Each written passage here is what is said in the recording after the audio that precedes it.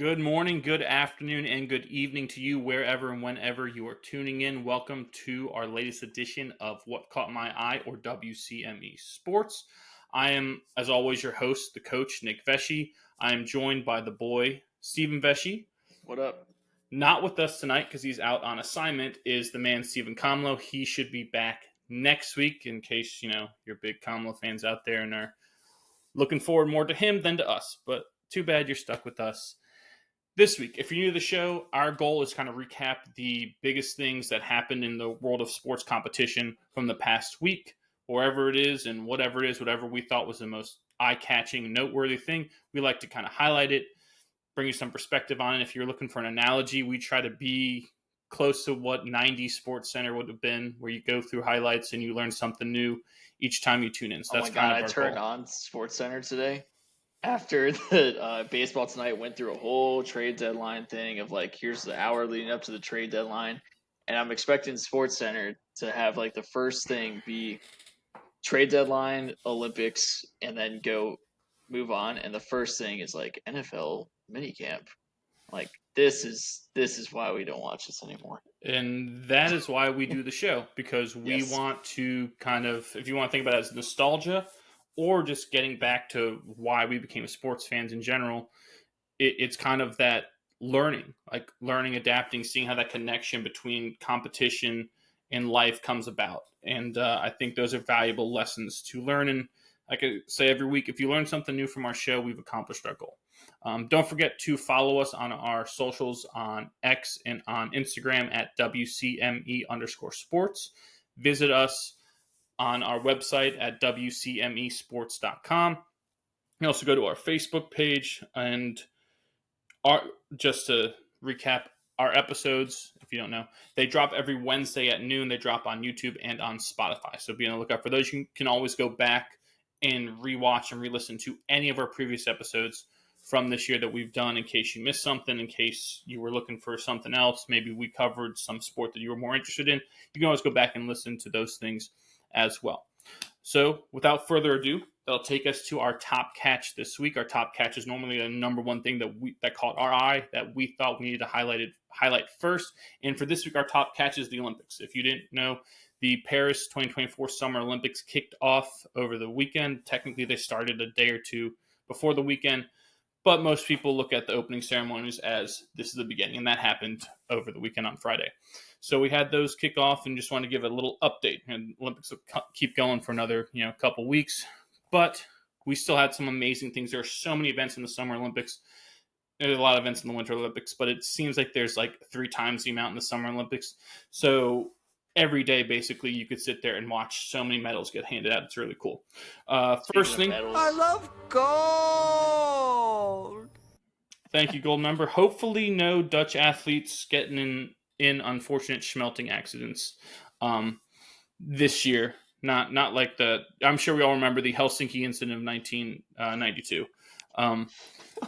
Every time I hear Helsinki, all I can think about is the Die Hard, which of course Helsinki.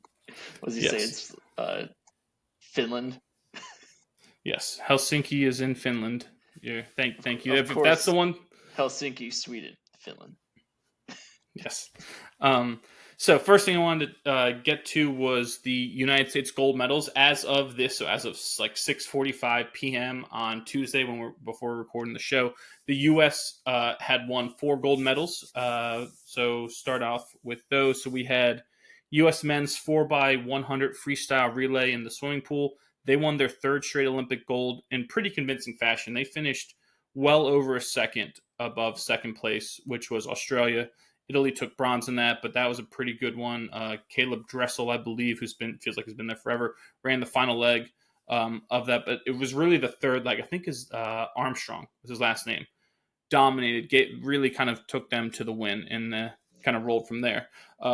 Another one of our golds came in the swimming pool. Americans Tori Husk and Gretchen Walsh from UVA. By the way, you know where Tori Husk is from? Where? She's from Arlington, Virginia. Is she really? Yes. Where did she go? I don't know where she went, but I know she's from Arlington. Let's see. We know Gretchen Walsh went to UVA and Stanford. Stanford. I was Okay. about to say it was either we know it's not UVA, so Stanford was probably my next guess. Yeah. So Husk and Walsh went 1-2 in the 100-meter butterfly. First time the U.S. goes 1-2 in that specific event since 1984. And Husk is the first American woman to win that race since Dana Vollmer in 2012. That was a bit of an upset, wasn't it? Walsh was the favorite. Yeah, I feel like we're hearing so much about Walsh, not just Well, she because, set the world record. Yeah, she set the Olympic record in the semis of that as well. So yeah, so she was it was dominating it. Yeah, you would think, kind of an upset there. But what I was going to say is you said she went to Stanford. It's interesting. I saw a graphic that was talking about if you did medal counts by college. Yeah. And Stanford was number 1. They had 7. UVA was number 2 with 5. Yeah, I've seen it by conferences, and ACC has, because Stanford is now in the ACC. Yes. Yeah. So but Notre ACC Dame was up on there. 3 I think times they now. were 4th. Michigan was on there. Florida was on there. So it was kind of a good mix. But yeah, 0 Big 12 teams, by the way. Is that shocking to you? Not really. Thinking about Summer Olympics, I don't know. I'm trying to think about what sport. Well, we haven't gotten into the chainsaws and the shooting. Have we gotten into that yet? Has West Virginia got someone in there? West Virginia, Mary Tucker, I believe, is the rifle. Rifle. Sorry, not shooting. But yeah, so that was she's West Virginia's only. I think she might be our only athlete. Nice. When does that start? Do you know? That's a good question. I do not know. I'll have to get back to you on that. The next gold that I saw came from fencing in the foil category. There's foil and there's saber in fencing, if you didn't know. But Lee Kiefer, she defeated Lauren Scruggs in an All-American final of that. So U.S. went 1-2 in that. And Kiefer defended her gold in the women's foil from Tokyo. And then the last one, big one from today, if you saw, U.S. women's gymnastics kind of reclaimed their spot at the top with a very convincing, pretty dominant win in the team all around. Next closest, or second and third, was Italy, who won their first medal in that event since 1928, and Brazil got third, and it's their first ever medal in that event.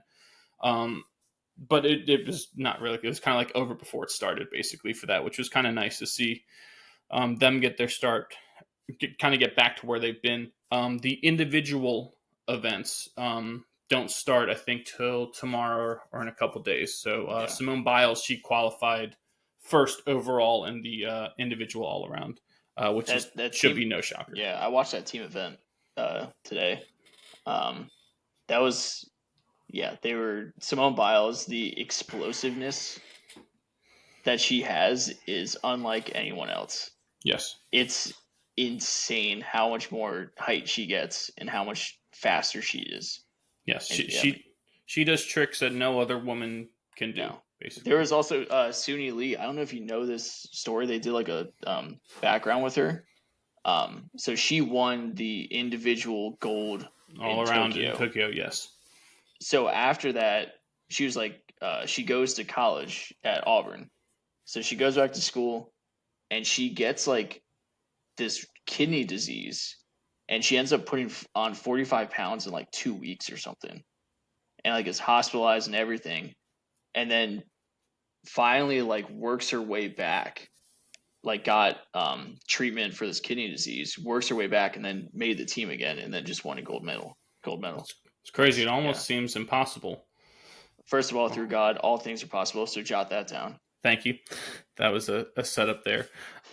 Sticking with gymnastics, another good story for the U.S. was their men's gymnastics team. They took bronze in the team all around, and it's the first time the U.S. men have medaled in that event since 2008. So a 16-year drought, which is pretty amazing.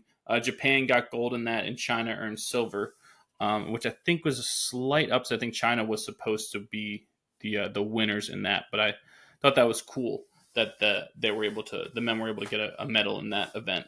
Another very cool U.S. story for medaling was the U.S. women's rugby team. I don't know if you saw this. This was awesome. This was nuts, boy. Yes, I saw the end of it. The women's rugby team beat Great Britain 17-7 to get into the semifinals. They had never gone that far before in an Olympic tournament. So their opponent for the semis was the defending Olympic gold medalist New Zealand. Yeah, New Zealand Who's is a wagon. I yeah, watched that. Oh my god. yeah, they are. New Zealand's pretty tough. So the U.S. women wound up falling to New Zealand in the semis, but they still got to play in the bronze medal match. New Zealand went on to beat Canada in the final.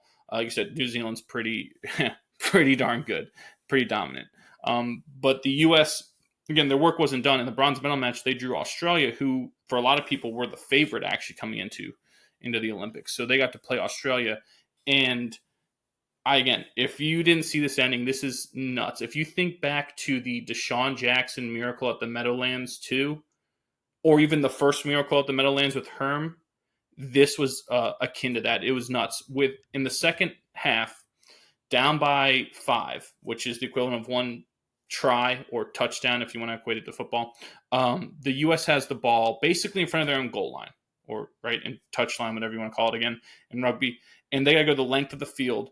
And time's running down. They break it. Time. You hear the buzzer go off, and our girl breaks the tackle and runs the entire length of the field. Doesn't get caught and scores. No time on the clock. Right. This is essentially opportunity for a walk off because it's the final play, final whistle. Either you convert the extra point, the 2-point conversion, whatever you want to call it, the kick.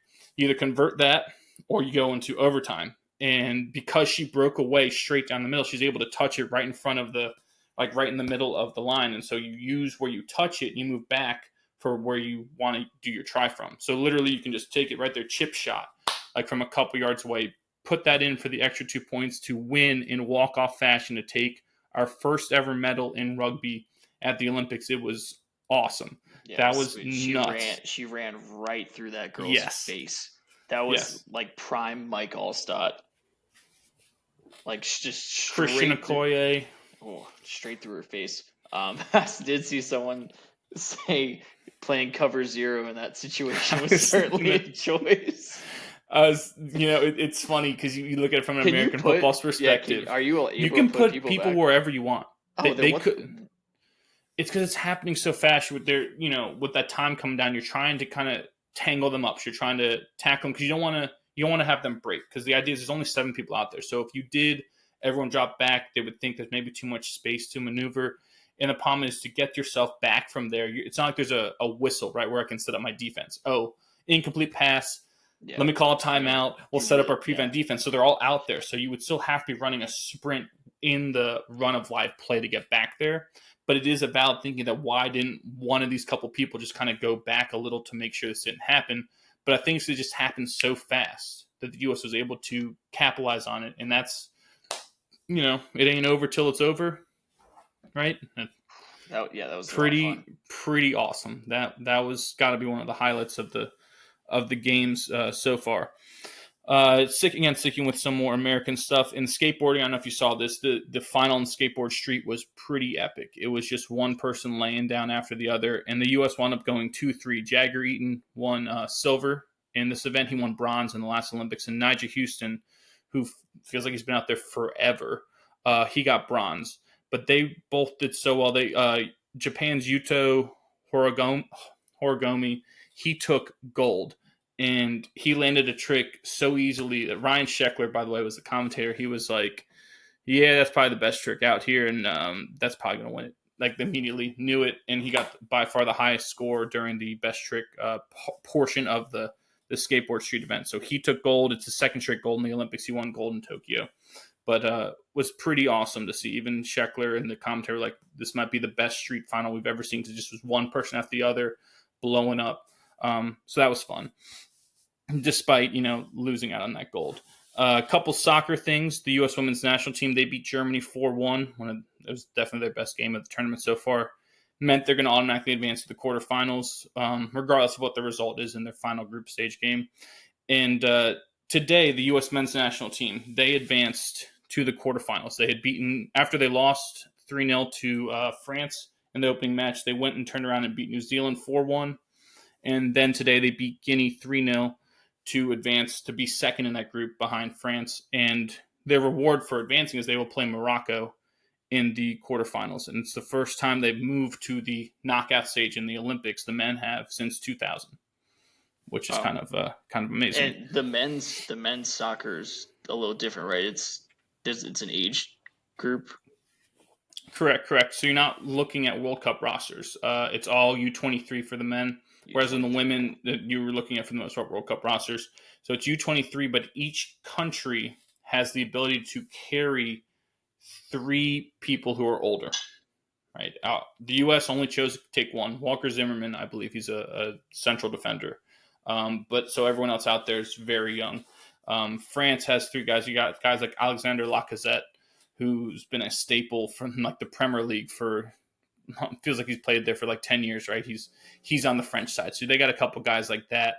But yeah, for the most part, if you were thinking, oh, these teams are just going to carry their best 3 guys who are over the age, it's not the case, right? France doesn't have Mbappe out there.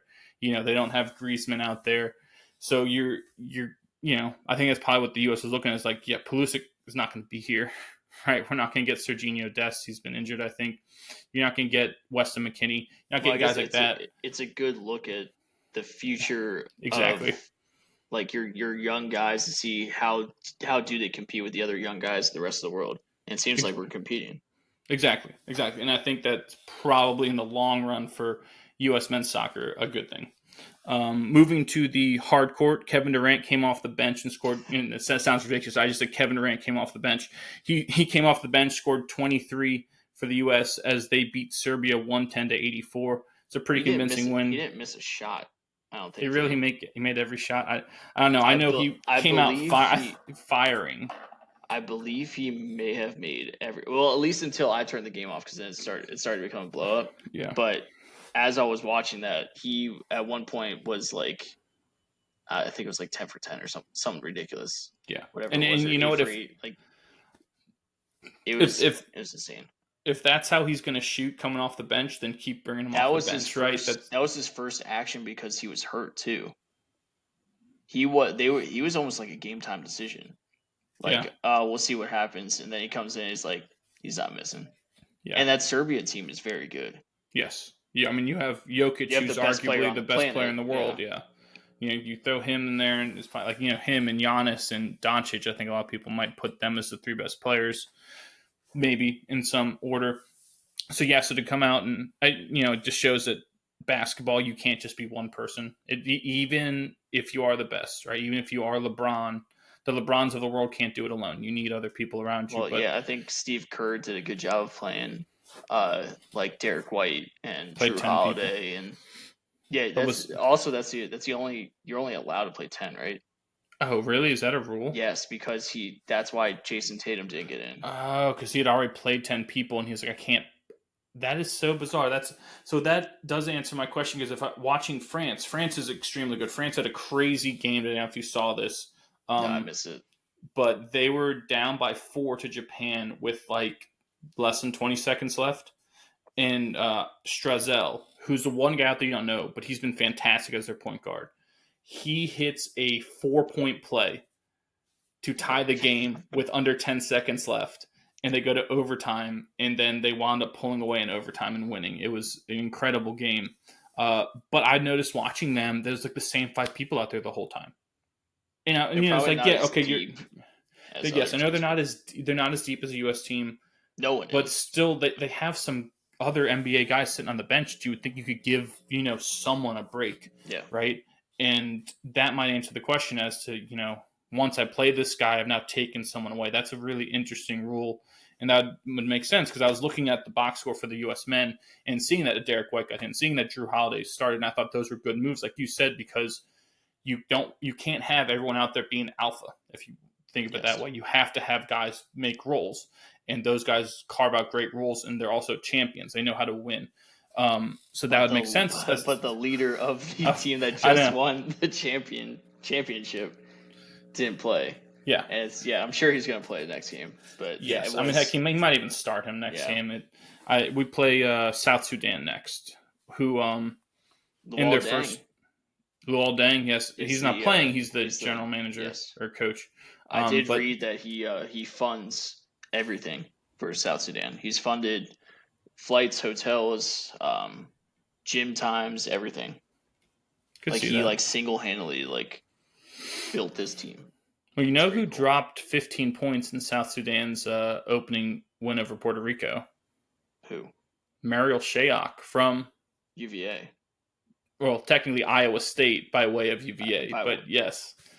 I was Mariel Shayok. trying to figure out where he transferred Yes. to. I remember him transferring, but I don't. Yeah, I didn't really. He was much better at UVA than he was on Iowa State, I thought. Really? I think his offensive game opened up at Iowa State, and that was the reason he transferred there. And I thought that was the reason he wound up getting drafted. He got drafted in the second round when he came out. But he's been playing. I just remember him more at UVA. Yeah. He's been playing overseas the last few years, but dropped 15 points, which was kind of cool. He's the only member of UVA basketball that I've ever met. Met him in person. Really? I was actually surprised he wasn't taller. He doesn't had. How big is he? 6'3"? 6'4", 6'5". But he doesn't look. He's not. He doesn't look like a big 6'4", 6", which is interesting because usually those athletes at that level are like, oh, he's 6'3", but man, he's a big 6'3". Like that dude's different. Yeah, but was a very nice guy. It was kind of cool that I met him. But yeah, so that's who the U.S. Men's basketball takes on next. U.S. women's basketball, they beat Japan 102-76 in a rematch of the Tokyo gold medal match. U.S. women, just to put in perspective how much better they are than everyone else, they have never lost in the Olympics. They are 56 and 0 since 1992. That's ridiculous. Yeah, like I said, the rematch of the gold medal game in Tokyo, and they won by almost 50. Asia Wilson is dominant. She might be the best player on the planet. Brianna Stewart is fantastic as well. They got no answer for any of these. Yeah, these the women's game hasn't caught up around the world like the men's have. Did you see? By the way, did you see a stat that when the Dream Team was put together, they had to play? I think it was like 6 NBA players from around the world. Like they had to go through 6 NBA players in total. Yeah. This U.S. team has to go through 65. I'm surprised. I thought it'd be more. It's either like 65 or higher. 67, something like that. Current NBA players. Current NBA players, yeah. Okay, yeah, because I mean, yeah, there are guys out there who used to play in the NBA, like Nando De Colo, who's a backup point guard for France. He used to play a long time ago. Where the hell did you get that name from? Because I saw him out there and I was like, I know who this dude is. What? Old? How's he still playing? So I mean, there's a few guys out there like that who are playing on teams. Oh, the other one, and I knew you would appreciate this and know who this is. Do you remember about 10 years ago when West Virginia got upset in the NCAA tournament by Stephen F. Austin? Oh, yeah. Do you remember the guy's name? Oh my god, he's a lefty. He looked exactly like a lumberjack. He wasn't a lefty. He looked exactly like a lumberjack. He did look exactly like a lumberjack. He fit Stephen F. Austin. I remember where I was when that happened because I went to Tech to our degenerate gambler AJ's. A resident gambling expert. Sorry, resident gambling expert, allegedly degenerate. I went to his fraternity to watch that. And I was like, God, yeah, we have a good team, but I know this Stephen F. Austin team's good. He was like, and he immediately goes, "This team's gonna beat you." Like they were seated way too high. Like Stephen F. Austin's better than their seating. They're gonna beat you. And oh my God, what was his name? His name, I believe, was Thomas Walker. That's who it is. That's exactly who it is. Yep. Yes, he's awesome. He plays for Greece. He's out there on the floor with Giannis. Yes.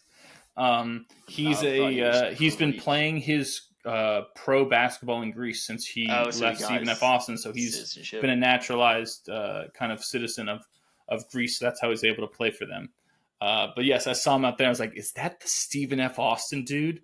Sure enough, it is. Single-handedly torched West Virginia. Yes. And should have beat Notre Dame. They bad blockout, lost that game. They should have won that, but I thought you'd find that interesting basketball-wise. Moving on from basketball, tennis, just another highlight for the U.S. Danielle Collins from UVA, from UVA. You say that every week. I bring her up every week. There's so many people you bring up every week that I just, it's too much. Do your research. It's too much. But Danielle Collins advanced to the quarterfinals in singles. She'll play Iga Swiatek, who we talked about, Queen of Clay right now, so that's a really tough draw especially because they're playing at Roland Garros on the clay for this, so that's going to be a big ask for Collins, but pretty cool for the round of 8. in the Olympics, but Coco Gauff and Emma Navarro She from UVA too. from UVA as well. They got knocked out in the round of 16, unfortunately. I saw Coco Gauff lose. Yes. A couple other cool tennis things. Nadal and Alcaraz in doubles are still alive. Andy Murray and Daniel Evans are still alive. They won a third set, not a tiebreak. It looked like they were playing games. So they had to win 11 games to 9 games in the final set. And literally they won the final point and just like smashed everything and started running around. It was pretty awesome because this is, I think Murray said this is it. This is his last tournament. Yes. He's done. And he's not in singles, so him and Evans in doubles, this is it for them. So that was pretty amazing to see them pull that out. Nadal got ousted in the singles by Djokovic. They played in the second round, and Djokovic is too much. Djokovic on the men's side for the singles, there's not that much left that he has to get through, I don't think. So it could be him, maybe him versus Alcaraz in that final. But yeah, Daniel Collins quarterfinals at the Olympics, pretty cool. Sticking with tennis, but table tennis. And if you watch that might be it's awesome. I saw Anthony Edwards was out there cheering on. Yeah, Tyrese Halliburton was there. But Lily Zhang of the U.S., she advanced to the round of 16 in table tennis. It's the first time she's made it that far in her Olympic career. I think this is her 4th Olympics. But she's been really good. So that was pretty awesome to see her get there. I don't know if you saw any of the table tennis doubles. I was watching mixed doubles table tennis. That is nuts. That was awesome. I believe China won gold in that over the People's Republic of Korea. But that was sick. That was crazy. But Lily Zhang's still alive in singles in table tennis. And got to move on to medal stuff. One thing before I get to the updated medal count as of the start of the show, the United States combined Winter and Summer Olympics, they have won more than 3,000 medals in the whole U.S.'s career, right? No other country has won more than 1,500. So yeah. We have set a benchmark for that. I wish I had a USA chant on this thing. On the soundboard? Yeah, I don't.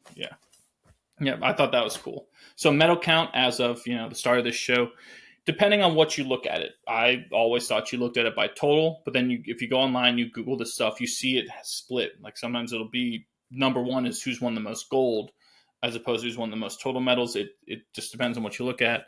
But because the United States is number one in total medal count, we'll go with that as our unofficial rankings. So the U.S. has 26 medals, 4 golds, 11 silver, 11 bronze.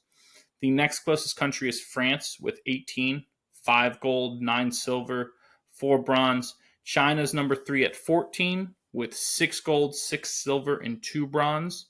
Japan is number 4 at 13, but they're number 1 in terms of total golds. They have 7 golds, 2 silver, and 4 bronze. And Great Britain is 5th at 12 with 4 golds, 5 silver, and 3 bronze.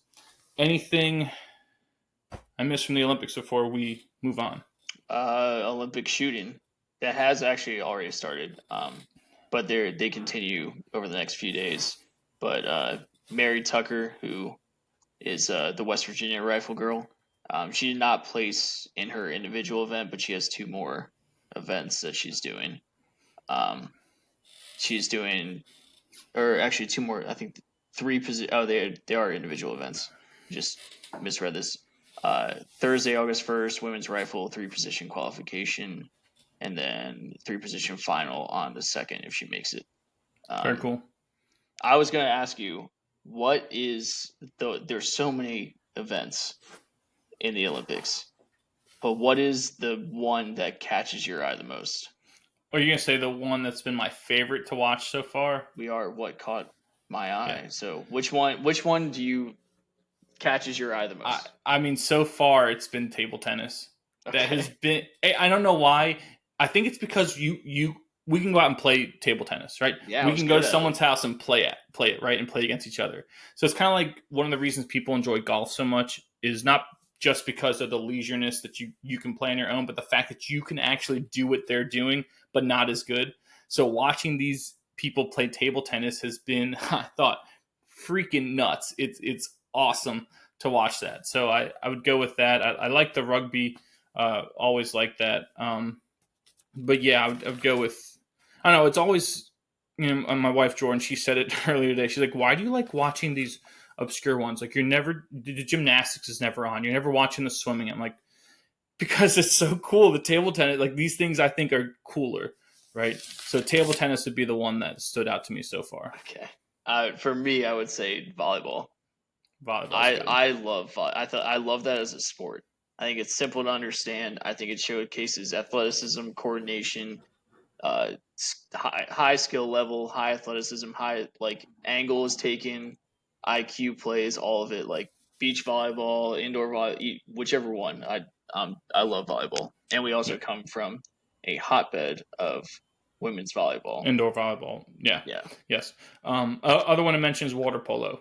That was the other one I was That's trying. it. Yeah, Water polo is a good sport. That is fun to watch. Let me talk about easy to understand. It's fairly easy to understand.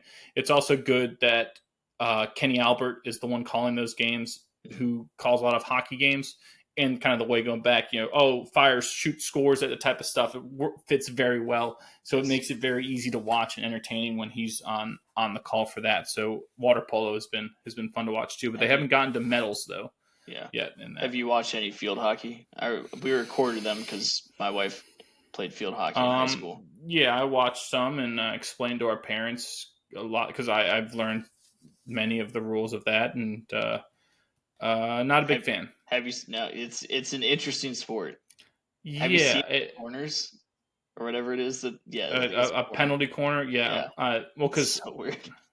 Well, from what you can tell, a lot of the reason, like, your main goal is to draw a penalty corner when you're out there. You want to hit the ball off of someone's foot while they're in the crease, or this big semicircle, because that gives you a penalty corner, and that penalty corner sets up essentially that free rip at the net, where you can take a deflection or set up a play, and that's where most goals are scored in field hockey, is from a penalty corner like that. Yeah, they also can't backhand. They have to flip the whole. You have to flip it over. Yeah. So everyone out there is righty. You can't score a direct goal from outside of the that semicircle. So if you take a shot from half court and no one touches it, the goalie is just going to let it go in, and it's not a goal because someone has to touch it within the box to make them have to save it. So interesting. There's a lot of. We talked about the easiness of understanding like a water polo and volleyball as the opposite with field hockey. There are things in there that just don't make sense. But yeah, that sometimes it's fun when you get some quick action going and you're in the run of play. It is fun to watch. Anything else, boy, from Olympics before we move on? No, I think that's it. I don't know. I'm not huge. Are you huge with the Olympics? I'm not. I know you love watching. You love watching the obscure sports. Yeah, I mean, if I could subscribe to OSQ Obscure Sports Quarterly, I would do that. That movie was on last weekend. I love that stuff. I think it, the thrill of victory, the agony of defeat. I've talked about this before. Sports is life in microcosm, and when you watch all different sports, you get to see that played out on different scales. And I think you get and understand more about competition and how to succeed in other sports the more you watch different sports. Yeah. And I think that gets lost on a lot of people. They stick to, I'm only going to watch this because I like it. But you can learn different things by watching different sports. You and I need more. I need more trash talking in the swimming pool. Like, we have a rivalry with Australia. I need when they get. I need people. They're always like hugging each other after each race. I need more trash talking. I think it's hard because you're full of water. You're out of breath. I mean, after the race. I think it's still hard too because you're exhausted. Before would be when you would do it. I want these guys maybe you're up there mimicking the beep. I want the Michael Phelps like team when they won that like relay and they all went nuts. That's what I want. Yes, that you could watch that clip 1,000 times. Gold medal races and all these people, like, they finish it and they're always high fiving or whatever. It's the Olympic spirit, boy. Save that stuff for the U.S. trials. I was going to say, this is why we have the most medals. Yeah, I'd agree. I love gold. Thank you, gold member. I wonder how the Dutch are doing. Pine. Oh, yeah? How do you feel about the Dutch? There are only two things I can't stand in this world. People who are intolerant of other people's cultures and the Dutch. Thank you, Nigel. Thank you, Nigel Powers. That's going to do it for our opening Top Catch segment.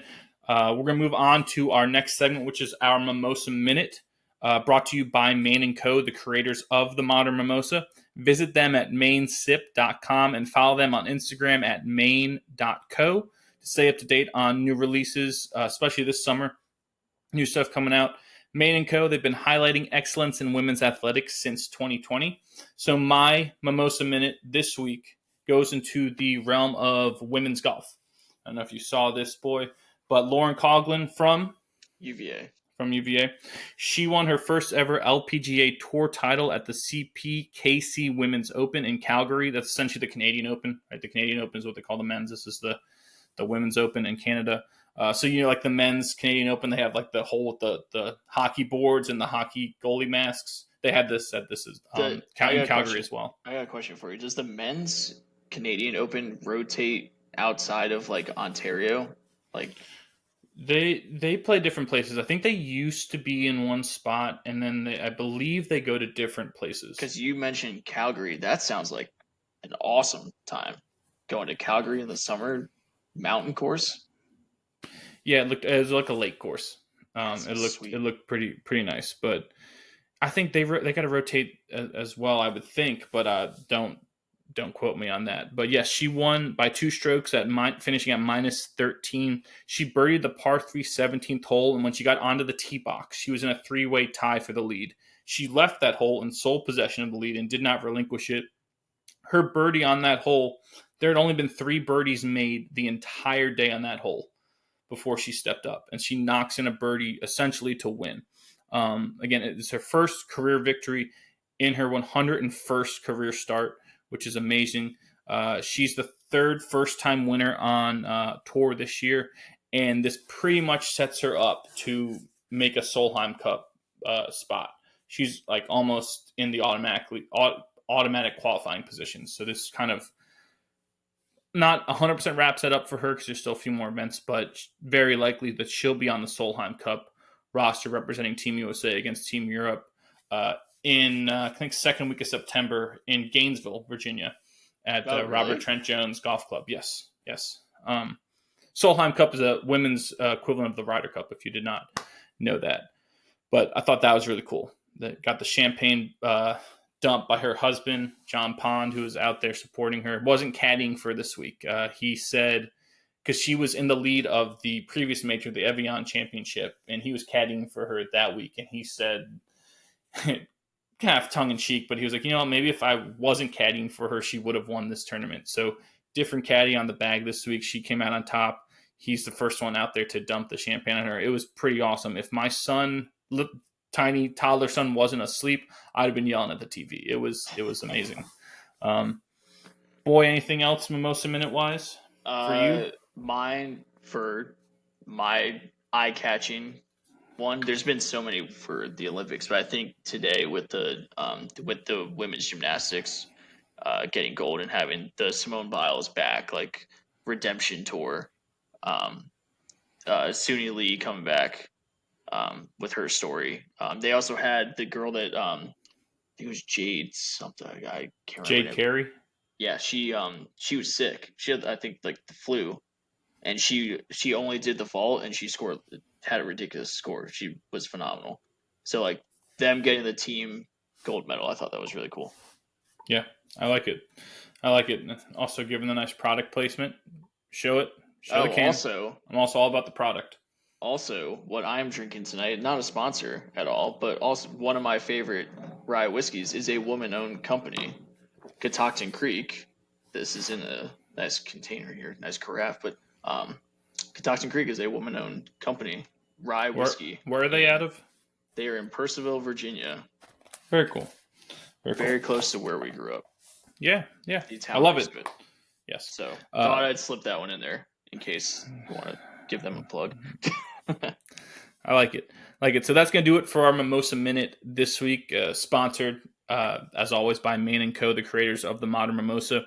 Like the boy said, with Catoctin Creek being woman-owned, Maine & Co. is also a woman-owned business, and they're proud to be found at many women's sporting events, including Indiana Fever home games, if you didn't know that.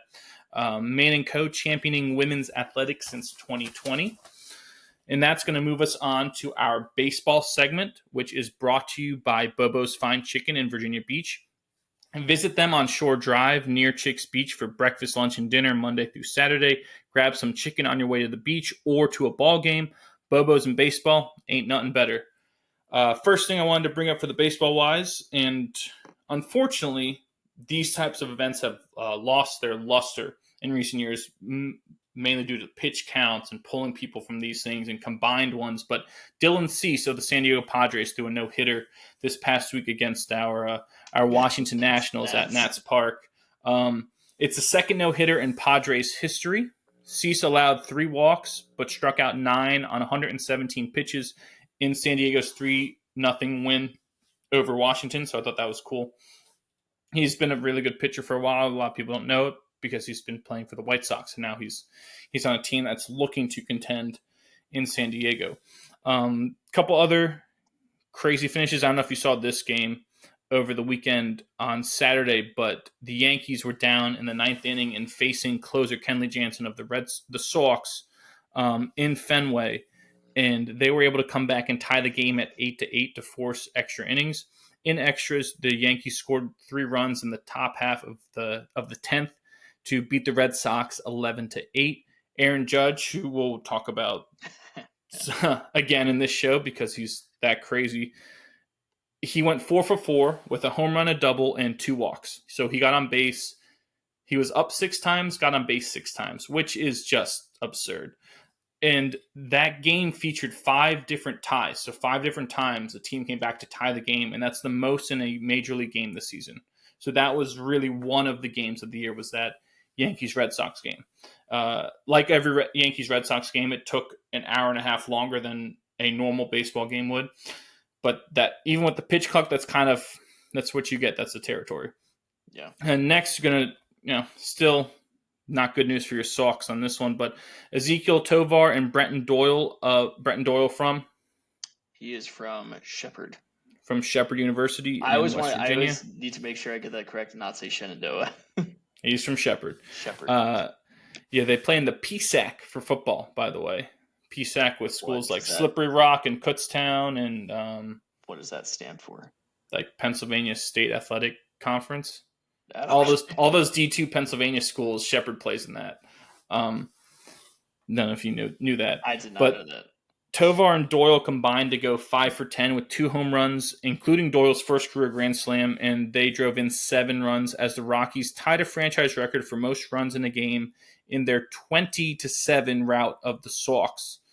20 runs, by the way. That's a lot of runs. It's not a Broncos Patriots score. That is a yes. No, that was not a Peyton and Tom game. That was a crappy Rockies Red Sox game in Coors Field. Ezekiel Tovar, though, what we've talked a lot about Brenton Doyle. Tovar is another excellent player. Gets kind of shrugged under the radar because he plays for Colorado, but he's on a 15-game hitting streak as of, again, today. I think they had an off day today, but he's riding a 15-game hitting streak, which is pretty amazing. And he's shortstop, by the way. He's a really good player, and we even swept him under the radar. We did, yeah. Because when we talked about top shortstops, now this could be the generation of the shortstops and all this stuff. I don't know if we brought him up.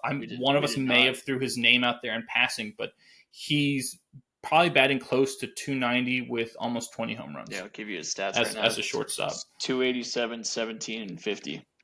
Yeah, that's phenomenal. OPS at 798, so basically 800. Yeah, that's really, really good. For a leadoff hitting shortstop.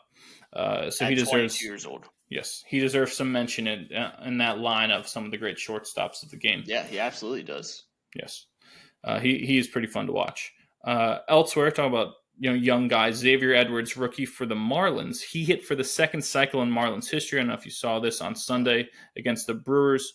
The home run he hit on his way to the cycle was his first career home run, so that's a hell of a way to hit your first career homer, is doing it in a cycle. But he completed the cycle when he was up with 2 outs in the ninth inning, down to 2 strikes, he slapped a ball to shortstop, and he beat out an infield single for it. And this wasn't like your typical rolling infield single. He had to bust it down the line to get there. I still watching the replay. I'm like, how did he beat this? It's not like Willie Adames of the Brewers made a poor play or stumbled with the ball or double clutched. He made it the play he had to make, and somehow Edwards beat it out, and that's kind of sniffing out that hit. But that completed the cycle for him. We said it was the second cycle in Marlins history. Boy, do you know who had the first cycle in Marlins history? Marlins history. I want to say Juan Pierre. I love that guess. It's not Juan Pierre. It's not Luis Castillo. It's not Gary Sheffield. It's not Miguel Cabrera. It's not Edgar Renteria. It's not Hanley Ramirez. It's not Dan Uggla. It is none other than Luis Ariz from last year. So there are 2 cycles in franchise history have come in the last 2 years. Yes. It's kind of wild. It's kind of wild. Yeah, they won a World Series at one point. There was a lot of great hitters. They won 2 World Series, 97 and 03. Wow. Right? That they were they in the history of the Marlins franchise, they have gotten rid of so many phenomenal players and never kept like any of them. So it's kind of amazing. Who knows? Maybe Edwards will be the next person they trade away. I'd have to assume so. Yes, it kind of is the way it goes there. Elsewhere, the Diamondbacks, and other bad news for our Nats. They came back. They were down 8-2 versus the Nats, I believe, Monday, and they scored 5 runs in the bottom of the ninth to walk off the Nats. Corbin Carroll hit his first career walk-off homer, and Arizona won 9-8. That's a pretty heartbreaking way to lose, but pretty epic way to win if you are the D-backs. And I said D-backs, not something else, like the snake. First time I said that, Jordan was like, "What did you just say? What did you call me?" The D-backs, the Diamondbacks. She's like, "Oh, well, they shouldn't have that on their jersey. That looks dumb." Like, well, get your head out of the gutter, Jordan. Yeah, it's the snake. That's a you problem, not. Yeah. Yes. Going back to Judge, the other night, I believe this was on Monday. So yesterday, he had 2 home runs. Jazz Chisholm, who the Yankees just acquired, he had his first 2 career home runs in pinstripes. As the Yankees beat, the second home run came off a position player. It doesn't matter. The Yankees won 14-4 over the Phillies. Talking about home runs off a position player, isn't David Ross the one who his first career homer was off a position player like Mark Grace, the great first baseman for the Cubs and Diamondbacks? I believe David Ross's first career homer was against Mark Grace, and Mark Grace was cursing at him the entire time he was rounding the bases. But yes, I believe David Rossi's first career homer Yes, he did. Yes. I always thought that's hilarious. It was a 19-1 game over the D-backs. Even says the D-backs. Yeah, Mark Grace was on the Diamondbacks at the time. Ross was on the Cubs, and hit his first career homer in that game when Mark Grace came in to pitch. Ridiculous. Yes. But Judge, he on the season now is hitting .315 with 39 home runs and 99 RBIs with an 1142 OPS. Again, that is at the start of this. So I don't know what he's doing tonight against Philadelphia. I saw him hit a single earlier that he having 2-0 count, just rifled it into right center. It's crazy. I think at this point you could probably make the argument let's say he just like something happens and he doesn't play the rest of the year. He would still probably win the MVP. It's very possible. The stranger things have happened. Ohtani's won MVP, not playing the last 2 months of the season. Another interesting one, Willie Stargell, Pop Stargell, he won co-MVP with, do you know who it is, in 1979? No, who? Keith Hernandez. Oh. They won co-MVP, and Willie Stargell didn't play the last 2 months either. Keith Hernandez, hold on. Yes. Hello, Newman. I hate Keith Hernandez. Hate him. I despise him. Thank you, Newman. Yes, Keith Hernandez, when he won his MVP in '79, he shared that with Pop Stargell. Part of the reason was because the Cardinals, back in the day, you had to finish first to win MVP, right? Your team had to. It was very rare they would give MVP to someone whose team was out of contention. Well, the Cardinals didn't make the playoffs. I don't even know if they were even close that year, but he won batting title. he was, there wasn't a clear-cut MVP candidate. So for many people in the country, he was who nationally picked for the MVP. But there were a lot of voters who said, I will not vote for someone who wasn't on the winning team. And the Pirates won, I believe, that the pennant that year, but Pop Stargell had been hurt for the last few months of the year. And they had kind of a team effort. There was no one who stood out, but they had been so dominant throughout that year. So they were like, well, who's their best player? A lot of voters were like, well, we'll just pick Pop Stargell. And this is days before the internet. And like, it probably wouldn't happen today. People have been like, no, so-and-so's WAR is higher. He didn't play this. It should be that, right? Pop Stargell wasn't renowned for his defense, but Keith Hernandez was. So you probably wouldn't have seen that happen today. But back in the day, that's what happened. So it was kind of interesting that the voting breakdown, the Houston voters is what tipped it. For whatever reason, they just liked Pop Stargell more. They probably got together in the bar and were drinking and talking. Again, there's no internet. They're not texting people about who you're voting for. And someone probably brought up, like, hey, we should vote for him because they're going to win the division in the pennant.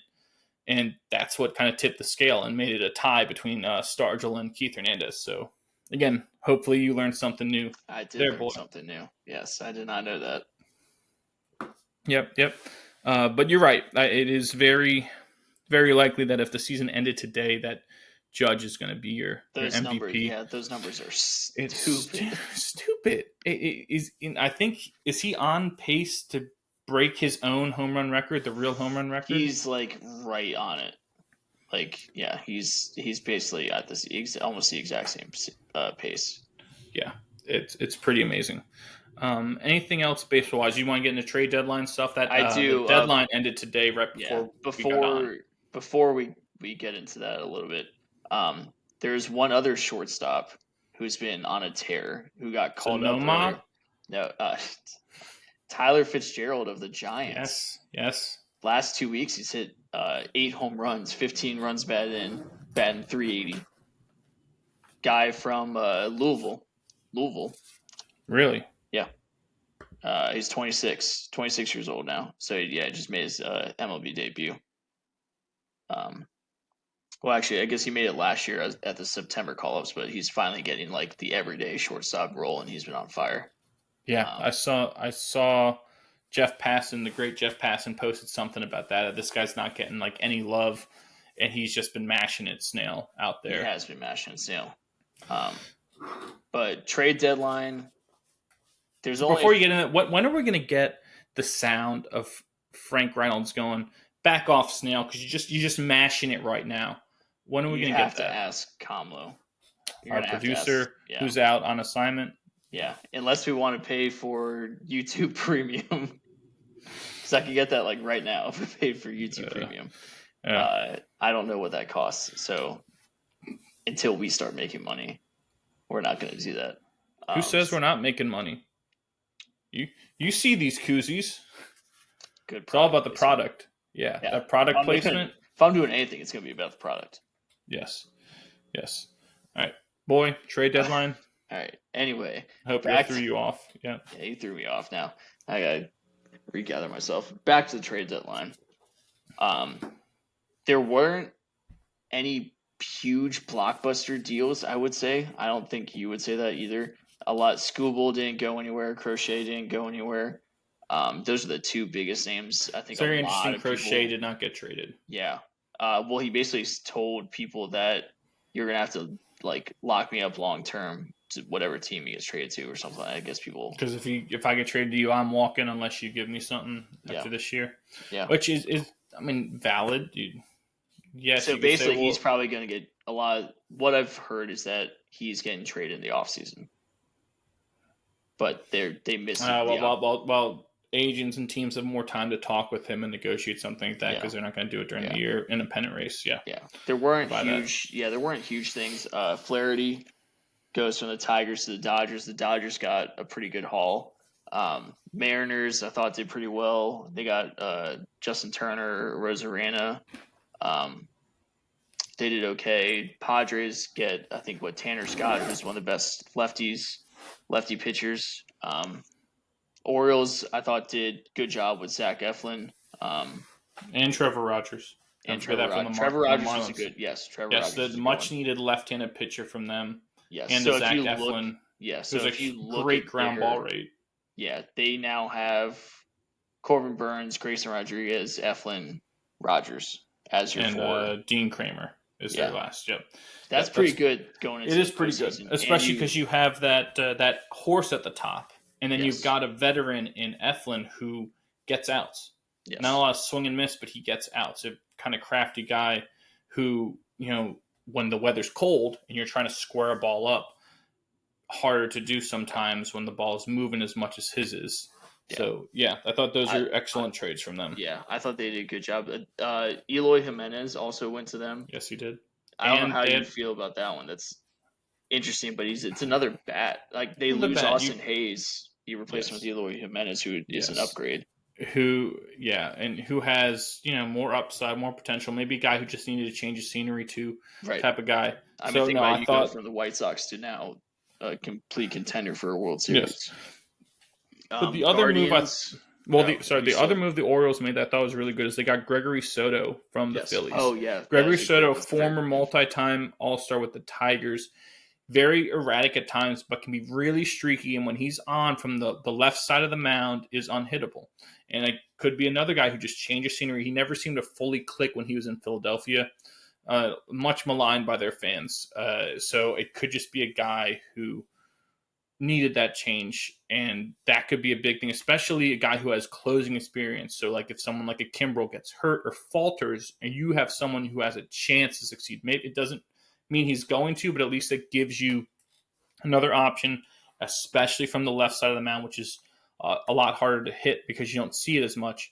So I thought that was maybe their best one, to be honest, because Trevor Rogers, you don't know what you're going to get with him because he's been up and down like Soto, but relief pitchers just need one thing to click. It's a little different than a starter where it's got to have a lot of things kind of fall into place. A relief pitcher just gets the feel for one thing, and that clicks. Like Aroldis Chapman clicked when he left the Yankees, right? It's just one thing that clicks. Yeah, you end up shortening a game too, right? If he's on, all of a sudden you shorten that game to 7 innings, right? Because 8-9 is Soto and Kimbrel. Yes. So I thought the Orioles did well. Guardians, I know people want to see them make more moves because of where they are in position, but sometimes less is more. And why change everything when you're arguably the best team in baseball right now? They acquire Lane Thomas from the Nats. He's a speed threat, which I think fits very well with what the Guardians do. Yes. Puts pressure on the pitcher. That's something that's sorely needed in the postseason that people don't think about too much. And then they acquired Alex Cobb from the Giants, who he hasn't pitched this year. He's been hurt. He's going to do one more rehab assignment in the minors and then join the Guardians. But he is a really, really good pitcher, so they're banking on him ramping into shape as you get into the postseason. Because right now they're in first, so they have time with Cobb to get him there and become that extra starter in the postseason. So as much as people like, oh, you gotta make all these moves, you gotta do this, like Guardians made 2 moves, and I think they were good moves. Yeah, I think that expectation, you gotta do stuff. It depends on who you are. Right? There's not really an expectation of Cleveland. They had no expectations coming into this year. They've, for all intents and purposes, they've been outperforming their projections and where we thought they'd be. So you could look at the rest of this year as being gravy. So in terms of that, you don't want to kind of blow things up in the perspective of acquiring so much stuff, and then maybe in the coming years doesn't work. You watch these guys leave, and now you've thrown people off who, like a David Fry, who's been in a position he hasn't normally been in, but who's been succeeding. You don't want to necessarily throw guys off like that. So you're right. I think it makes sense for them, but for Dodgers standpoint, if you're the Dodgers, you have to go out and get people like Jack Flaherty because you have the resources to do it. You have the money, you have the prospect capital to do that. And you have to go get other people. Like, didn't they get Tommy Edman? They finagled that from the Cardinals, right? And you got to go out and get guys like that, and they know that, and that's expected. Their rotation when they get healthy is going to be dangerous come postseason. But there's also another team that we've been following a lot, or at least when Paul Skeens pitch, we follow. But the Pirates have gotten over 500, and they're a very dangerous team if they get to the postseason. and they desperately needed an outfield bat, and they got one with Brian De La Cruz from the Marlins. He's been pretty good this year. So Yeah. I A thought lot of that swing was and miss, a lot of power. yeah, I thought that was an upgrade for them. But again, there's no blockbuster deal No. this year. Like there was no one that went, oh man, that guy's going to take you over the top. This guy's going to do it. Like it's not the CC Sabathia like trade.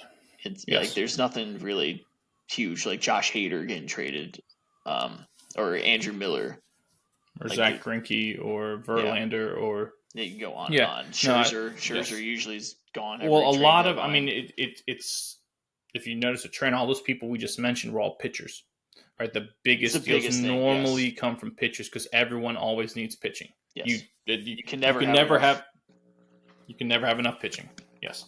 So in this year's market was fairly weak in terms of who was eligible to not everyone's eligible, but who was on the market, who could be dealt, who was in the conversation. And I think that's why Skubal and Crochet didn't go, because the haul people were asking for. Because I think a lot of people overpaid for a lot of these pitchers. Yes, I think the Orioles overpaid for Rodgers, but at the end of the day, you needed to make that trade. You these guys, as good of players as Connor Norby and Kyle Stowers are, you have your lineup, right? Yeah, they're kind of expendable. Yeah. And so you would think it's kind of a lot, but like you said, where are they going to play?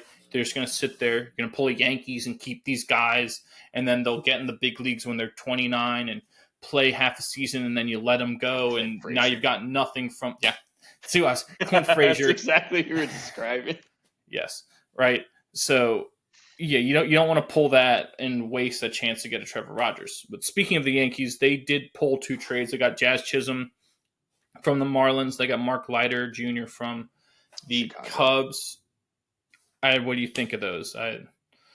Jazz, I don't know what to think of him yet. He seems like he's all right, feeling pretty good for a couple games, but they did desperately need a bat. Verdugo's starting to get hot. They needed someone else. Jazz does do a lot for Verdugo's been struggling. Did he turn the corner? Yes, yesterday. 2 days. Last couple games, he's actually hitting the ball. Yeah, which is why they're winning. I don't know if you know this, but the Yankees have the second longest winning streak right now at 3 games. 3 games, yeah. The longest is the Giants at 4. So not a lot of teams doing stuff except for the White Sox continue to lose their 15-game losing streak. Shocker. But the Yankees did need bullpen help. I don't know. I don't know how much this moves the needle. I mean, you're a Yankees fan. I know you love using that. I do love using that. Does it move the needle at all? The issue is not with what they did in this current market. It's what they didn't do in previous markets. It's what they didn't do over the offseason when they had a chance to acquire Corbin Burns. I don't know if you know this. Yes. The Brewers wanted Spencer Jones and I think the Yankees' top pitching prospect, or one of their top prospects, and the Yankees said, no, this is too much. And then they went to the Orioles, and they asked the Orioles for Joey Ortiz and basically less, just less, right? Not even that much from the Orioles. And the Orioles were like, yeah, sure, we'll do it. The Yankees could have easily had Corbin Burns. It could have been the answer to many of their problems. And they still could have acquired these guys at the deadline because they didn't give up the people that Milwaukee wanted, right? So it's kind of a waste, right? As good as Spencer Jones has been in the minors and how much potential he has as essentially like the lefty Judge is what they've dubbed him. The odds of him becoming Clint Frazier versus becoming Aaron Judge, it's more likely he becomes Clint Frazier. That's just what the odds are. So you had a chance to acquire a known commodity in Corbin Burns, who started the All-Star game, and you balked at it when you would have been giving up your 7th outfielder, who may not see the field for you even next year, and you acquired Juan Soto, who you don't know will be here next year, and you had a chance to pair those guys up and roll that out there the whole time Garrett Cole had been injured and all these things, and I think that's more of the issue, is that you lost that opportunity before. So now you're stuck, well, how do we make up for it? And you can't, because there's nothing there. Like you said, the price that you would have had to pay for Tarek Skubal right now is way more than what Milwaukee would have asked for Corbin Burns at this moment. Yes. So it's like you could have had a Tarek Skubal type of pitcher already on your roster, giving up. Yes, there's a lot of potential there, but giving up what amounts to pennies on the dollar for a Corbin Burns to give you this run, and more importantly, take him away from the Orioles. Because where would the Orioles be right now without Corbin Burns? We don't know. They might have had to dump more of their prospects to get. They may have been forced to do other things, right? So the Crochet or someone, the domino effect of that lack of move is glaring. It is massive. I found a way that's to get... more of the thing. Yes, Jazz. Okay, cool. An infielder, outfielder, lefty, speed, great. Mark Leiter, pretty consistent pitcher for the last couple of years, but it doesn't do it. Yeah, just sitting there, you find a way to get Bonds and Griffey without having to give up that much. Thank you, Costanza, assistant to the general manager. Well, once we knew you were dead, we had to move on. He might be bleeding to death in the bullpen. Oh my gosh, yeah. So at trade deadline, to me, there's a lot of people got traded. We'll see what happens. I'm not super invested, super looking at like big deals. I don't know. I like the Guardians basically doing nothing and getting two guys that I think will help them. And hey, every year there are trades that make a difference. So we may not be talking about it right now, but maybe like a Yusei Kikuchi who got traded, like a Justin Turner who you brought up. I like I like what the Mariners did. I do like what they did. With the veteran bats. Are you surprised that Toronto didn't? Because they also got Kiermaier got traded, I think, to the Dodgers. I thought Vlad was going to get shipped. I thought Bichette. I thought they were going to sell. They didn't do anything. It was also surprising to see the Rays completely sell their team. Yeah, but they're probably analytics-wise, that's all they are. But they're looking at it like, okay, our record is this. What is the reason to keep any of these guys? If our record's this, we need to acquire people to make our record not be this next year. I think their run is over. I think they're realizing that run of those players is over, and we need to move on. But they do that better than almost anyone. Tyler Ward didn't go anywhere. Taylor Ward and Tyler Anderson. Those two didn't go anywhere. Yes, which is interesting because what reason, if you're the Angels, do you have to keep those guys? And Rengifo as well didn't go anywhere. All those guys, that's interesting to me. Where I feel like you could have gotten.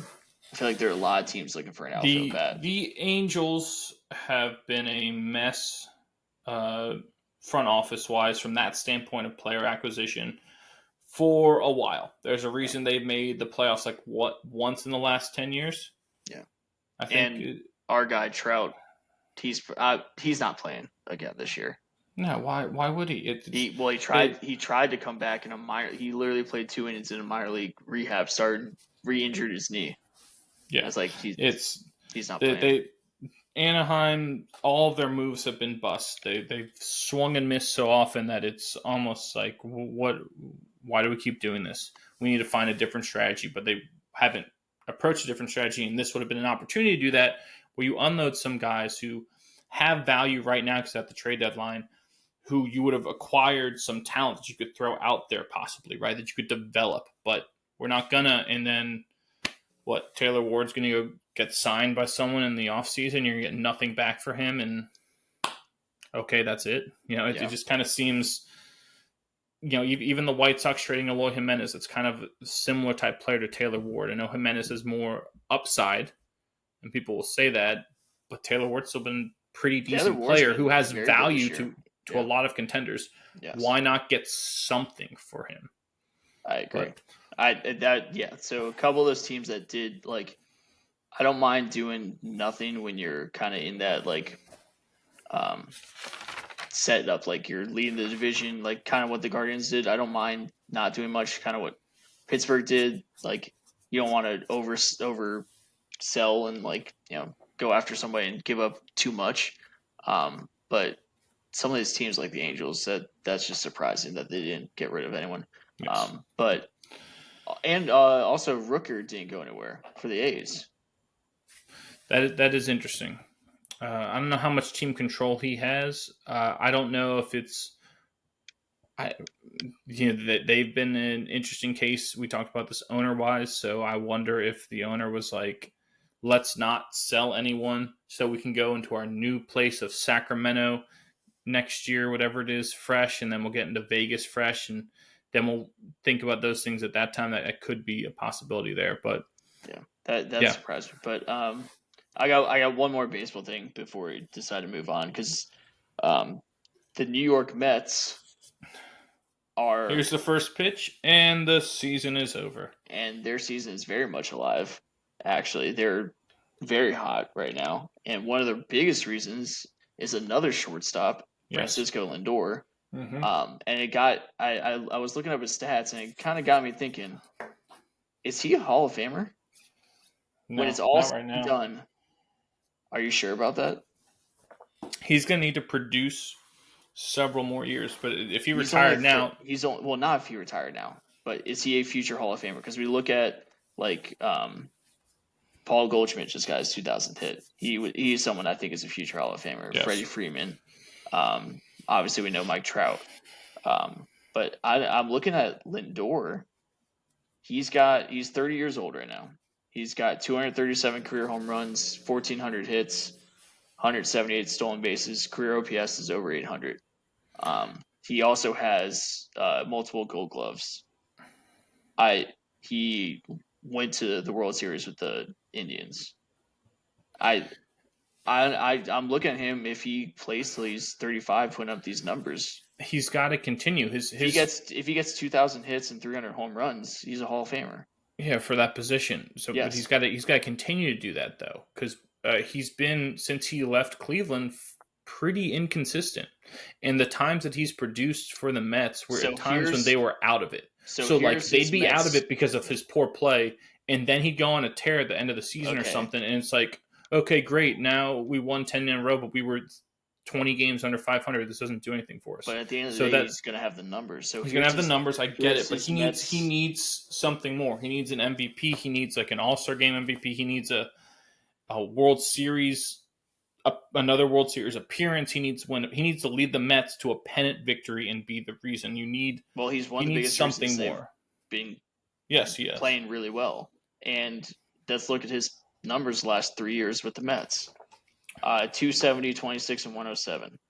254, 31, and 98, stealing 31 bags. And then this year, 254, 22, and 63, stealing 22 bags.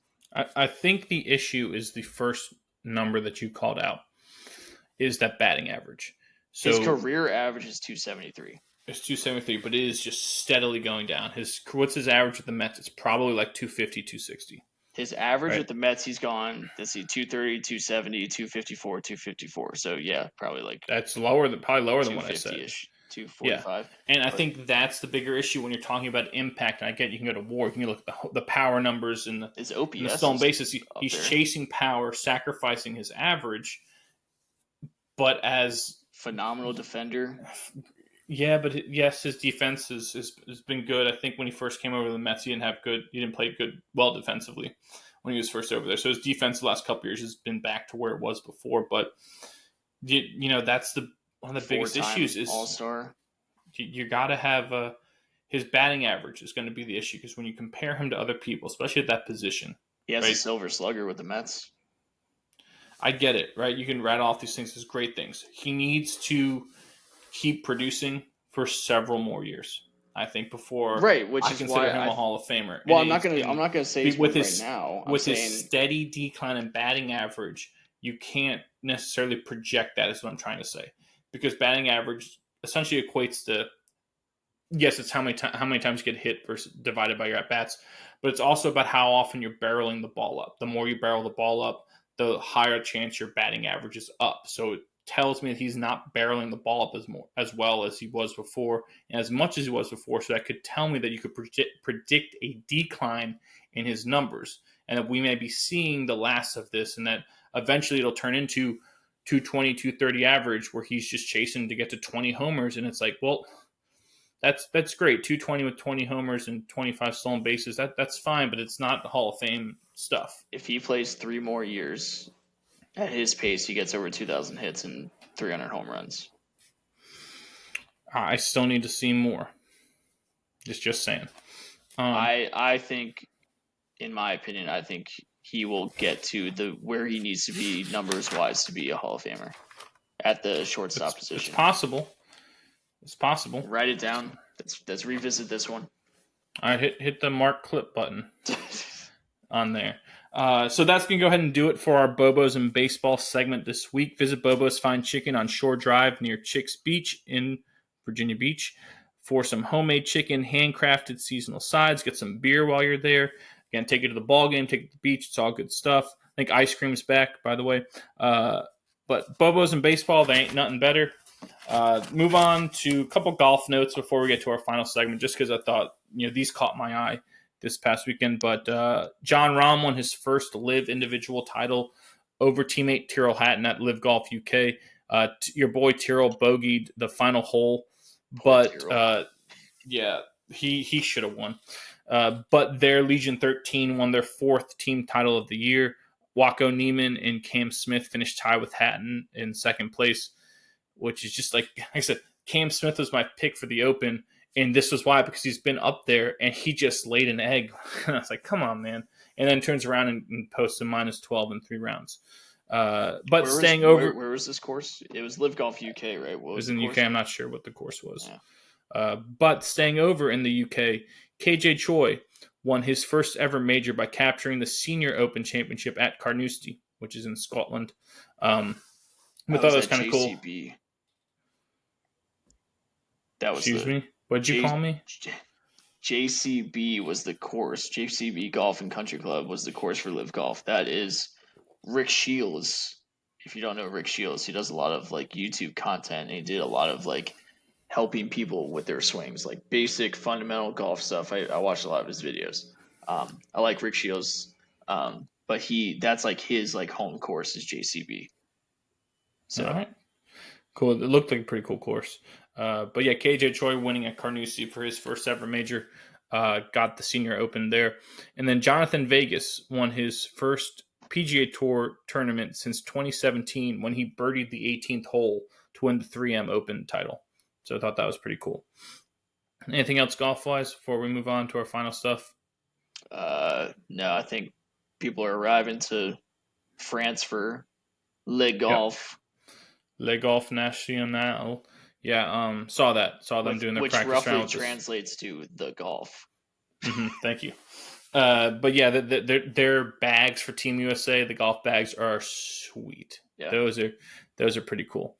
But that's going to take us to our last segment, which is our favorite segment this week, sponsored by One Legacy Title and Escrow in Jacksonville, Florida. Visit them at onelegacyflorida.com to see how they can help you with your next house closing. One Legacy Title and Escrow, because your legacy matters. And this week, we decided to go with our favorite second baseman because of a cryptic text that you sent inspiring this. So our favorite second baseman, a position that you know well, a position I know nothing about because I was always much too big to play second base. But boy, would you like to start?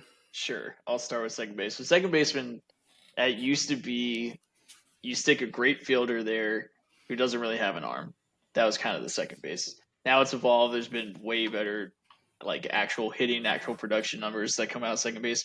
But my first honorable mention guy is exactly what I described. Nick Punto. Oh, yes.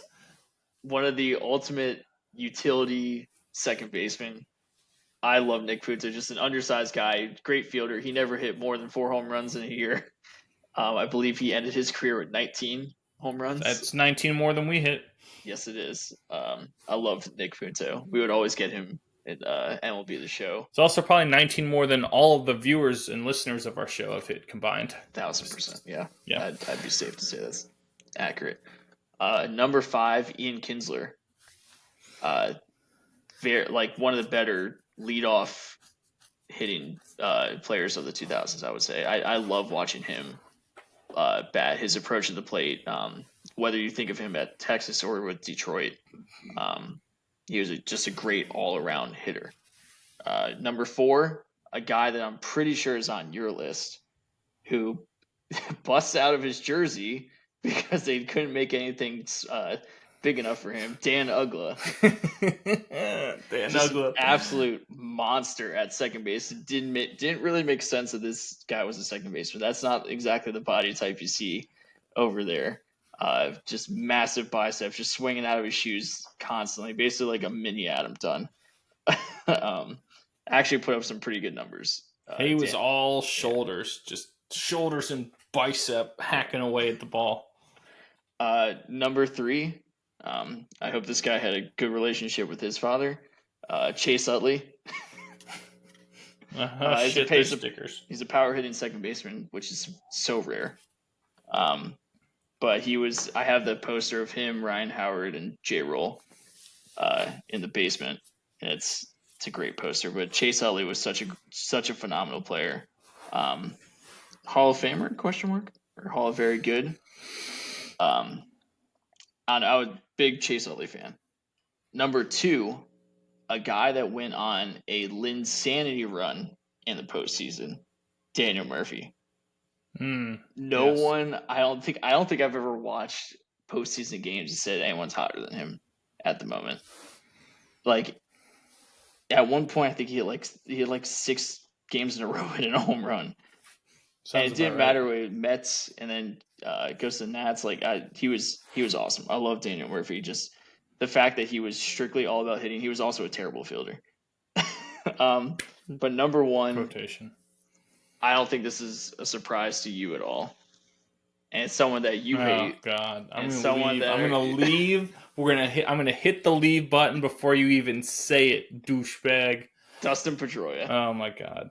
Absolutely saying this guy was a gamer, and as much as you hate him, that's kind of the whole point of him. Is that of course you would hate him. He's someone that you would hate to play against, but someone you would love to have on your team. That's Dustin Pedroia. Undersized, did all the little things, surprising amount of pop, played the game hard every single time he was out there. And of course you hate him, but he's a winner. Makes me sick that he has an MVP award. Yeah, he should. Makes me absolutely sick. That is should not have one of the most ridiculous, because he shouldn't have ridiculous Boston media bias garbage results of the millennia. Yeah, he shouldn't have won that MVP. That's why I didn't mention his MVP, because I don't think he should have won it. But I did love how hard he played, night in, night out. I don't think there's anyone that played like he did. Just the ultimate grinder. Oh no, I'll take him, and I'll raise you Paul O'Neill, who has more World Series titles, by the way, and more batting title. So I'll take that. Is that your list, boy? Paul O'Neill's not a second baseman. I don't care. It's Paul O'Neill. Whatever. That's my list. Next game, he's got to catch a ball in his cap. I bet Pedroia never did that. Just saying. Pedroia could do that. No way. He's got to keep his hat on because he's got to cover up his bald head. So my list. Look who's talking. My list. Take your hat off. Let all the viewers see. I don't need to. They can already tell. I'm not hiding it. My list, my honorable mentions, I had 2. My first one is Jed Jerko, the Jerko store called from West by God, Virginia. West by God, Virginia. Love me some Jed Jerko. He was always great to have in fantasy, and he had some good. Didn't he hit like over 30 home runs one year, or a couple years in a row? I love Jed Jerko. Jed. Yeah, because that's another one where it's like second base, third base, like where you put. He was a second baseman. But my other honorable mention was Joe Morgan. Joe Morgan, arguably the greatest second baseman of all time. Definitely the best second baseman in the last 70 years. Hold on, not to talk about like get off of Joe Morgan, but to go back to Jed Jerko, his nickname on MLB.com, Jerko store called. It says the Jerk Store. Yes. But Joe Morgan with his chicken wing going. Joe Morgan, talk about undersized people with pop. He is a pretty small dude, and he could rake. And believe won an MVP. Those Big Red Machine teams, they talk about him being the guy of all those Hall of Famers, Tony Perez and Pete Rose. Well, should be Hall of Famer Pete Rose. Joe Morgan and Johnny Bench. Joe Morgan is the one they all pointed to and saying he was the guy. And that says something when you're surrounded by Hall of Famers and you're the dude. So here's my last honorable mention. Number 5, this is pre-Yips, but this is Chuck Knobloch. I knew Chuck Knobloch was going to be How could Chuck Knobloch not be on there? I wish we had the Chuck Knobloch Yips thing. But, old Chucky, he actually, crazy thing, I think when he got traded to the Yankees, or when he went to the Yankees, I think either traded or signed with the Yankees, at that time, I believe he had the most WAR of any position player in the decade of the 90s at that point. Do you really? It was something crazy where there was, because he was playing second base, he was producing at such a high level with the stolen bases he had, the defense he was playing, because this is pre-Yips, and his batting average. He had some of the highest WAR, it was above Griffey. It was crazy. He did have 62 stolen bases in a year. Yes. But Chuck Knobloch, I remember at one point I had my stance I came where he kind of dropped the bat down and just dropped the barrel on the ball. But yeah, good old Knobloch and pre-Yips Knobloch. Number 4 is Whit Merrifield. I was actually surprised you didn't have Whit Merrifield, 2-hit Whit on your list, but he massively underrated. A guy who broke into the league fairly late, and compared to other people to get their shot, and who just produced the second he got in the league, led the league in hits multiple years, led the league in stolen bases multiple years, a multiple-time All-Star, and he's now made himself someone who can play any position on the field.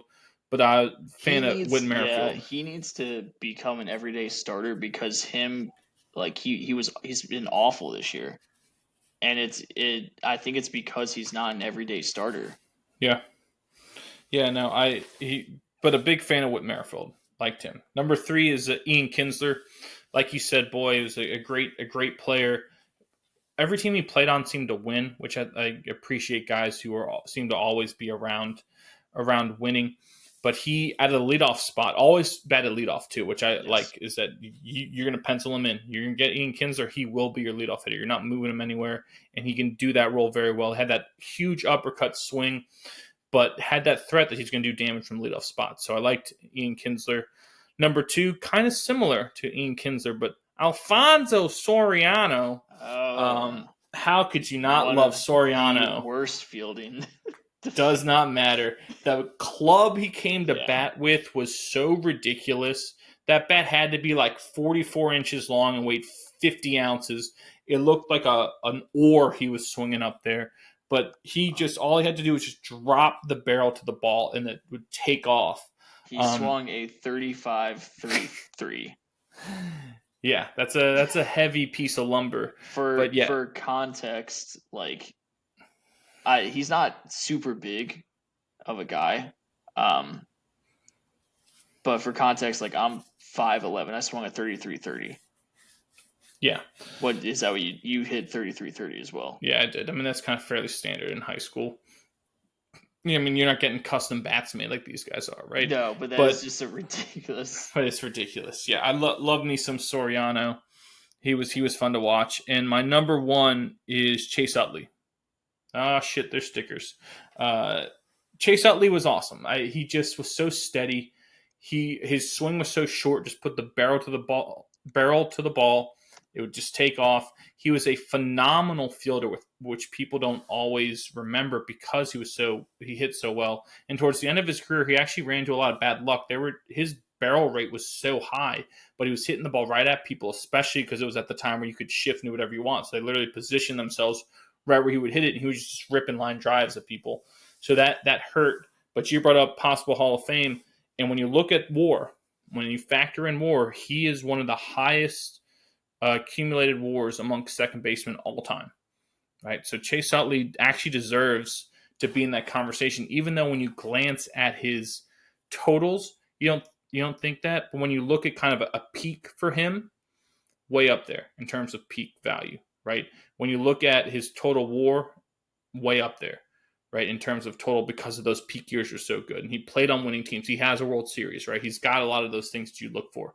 So Chase Utley, favorite second baseman. I think if you're going to run out in the field, that's who you should kiss is Chase Utley.